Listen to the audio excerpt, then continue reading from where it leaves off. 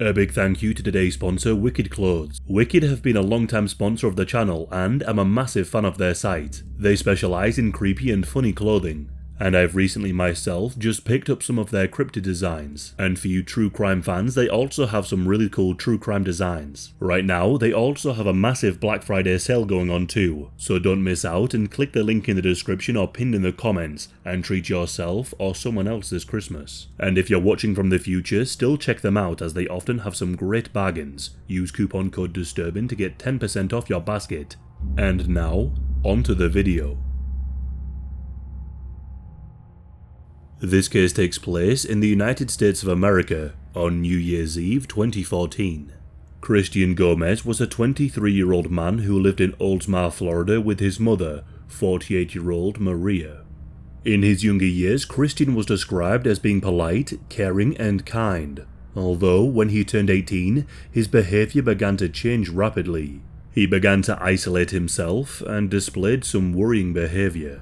He lost his job, stopped taking care of his hygiene, but what was most concerning was that his family would often find him standing outside in the garden talking to himself. He then all of a sudden began acting inappropriately towards his younger teenage sister and would make advances towards her. He did this so often that Maria would no longer allow Christian to be home alone with his sister. Not surprisingly, his sister no longer felt safe at home, so she decided to live with other relatives.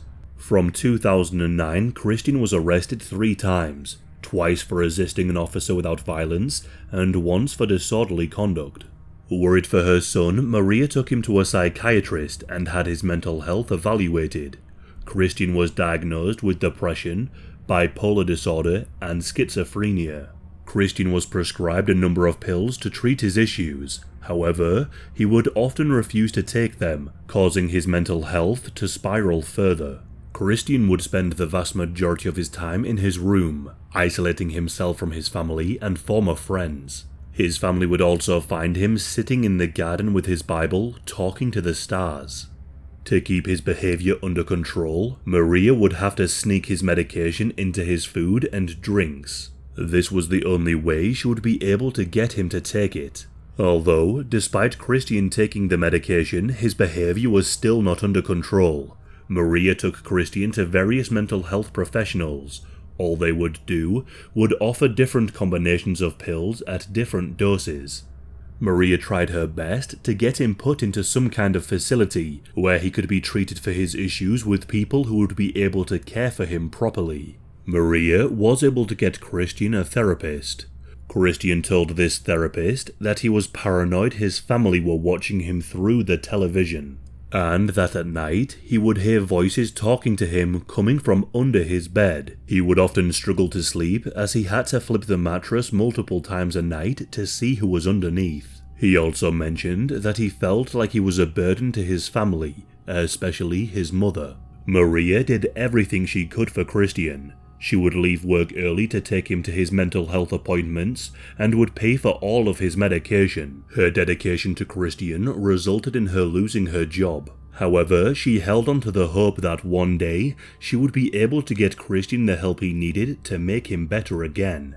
Even though Maria did have hope, she was somewhat scared of Christian. Due to hearing voices under his bed, Christian would often sit in the living room during the night in total darkness. Just in case he became violent, Maria would sleep with a knife underneath her pillow. And now we arrive at New Year's Eve of 2014. Christian also has an older brother named Mario. At this time, Mario was 27 years old and had moved out, but he was home for the festive period. Around this time, Christian had spiraled even further. He was isolating himself more and more, and spent most of the festive period in his room alone. Christian's sister Maria was also visiting for New Year's. At this point, she was 16 years old.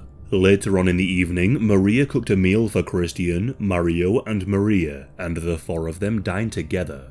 Shortly after the meal, Maria dropped her daughter off at work, leaving Christian and Mario alone in the house together.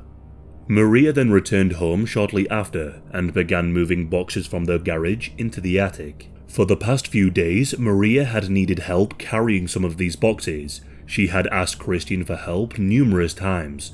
However, he always refused. That was, until this day, New Year's Eve.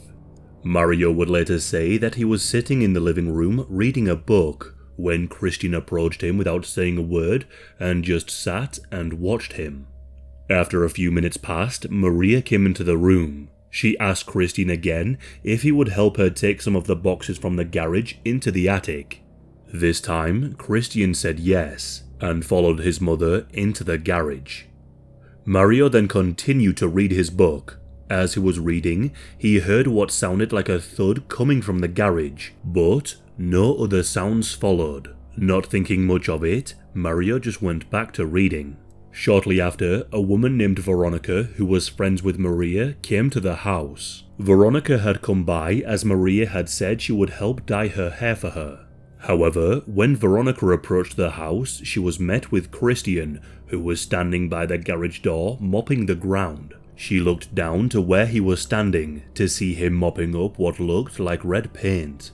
Veronica didn't think much about this red paint. She simply assumed that at some point paint had been spilled in the garage and that Christian was just mopping it up.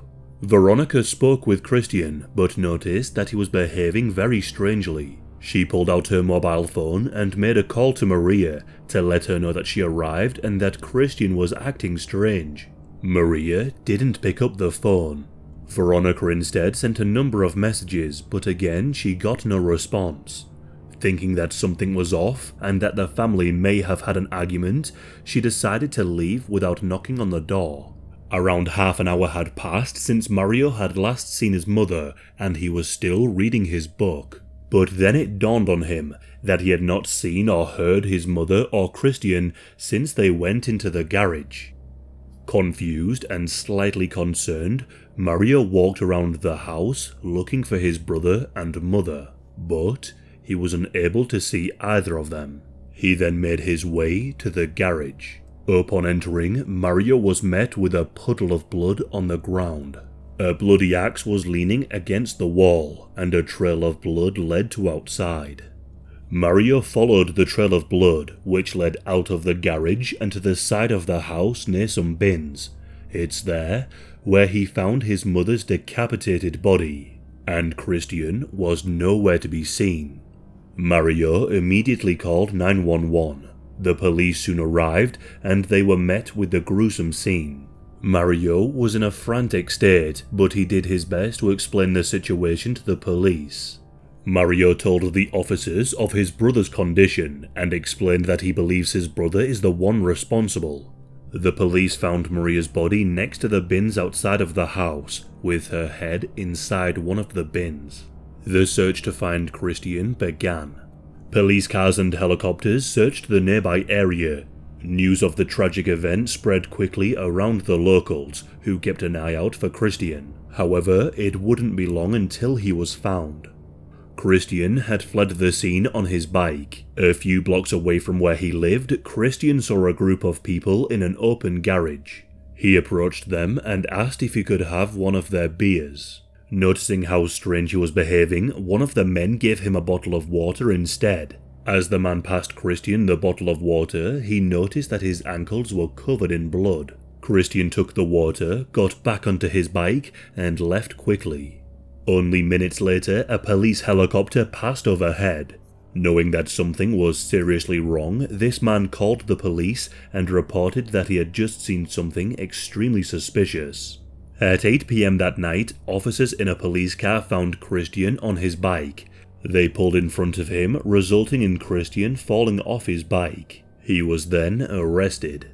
Christian was taken to the station and questioned. He was told to explain why and how he killed his mother in such a horrific way. He explained that he had planned the murder of Maria for over 2 days. He claimed that she had been nagging him to move some boxes, and that he had enough of the nagging.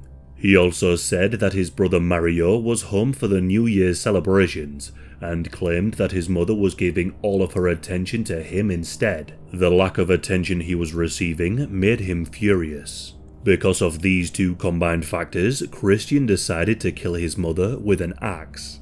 When Maria asked him to move the boxes into the garage, he followed her, and once they entered, Christian grabbed the axe that was located in the garage. Whilst Maria's back was still turned, Christian picked up the axe and began to strike his mother repeatedly. To quote Christian, "I swung it at her like a baseball bat." Maria then fell to the ground. With the axe, Christian proceeded to decapitate his mother, drag her to the bins, and threw her head into the bin.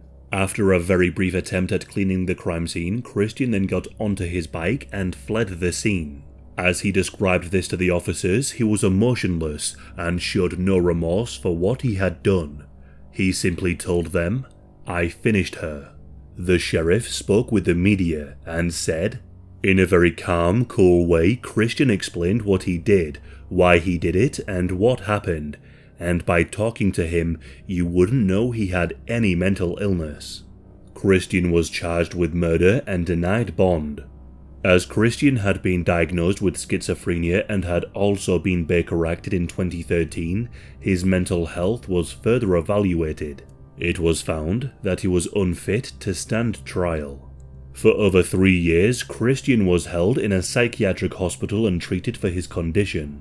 At first, he was known to violently lash out at the guards, but according to reports, his condition has since significantly improved, and he was found fit to stand trial at the age of 27. Christian was offered a plea deal, to which he accepted. He was sentenced to 25 years, followed by 10 years of probation and further treatment.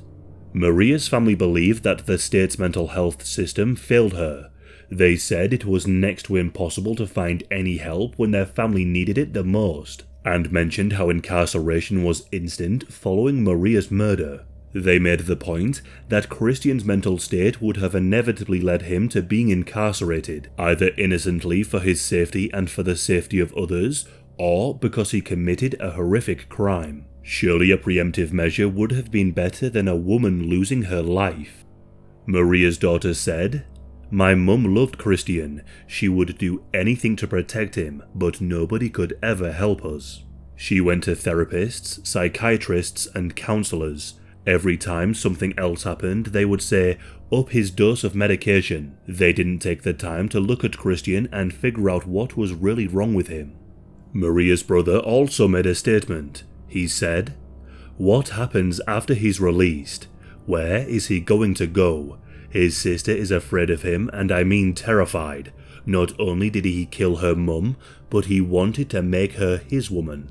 Nobody just kills their mum and takes her head. This was different.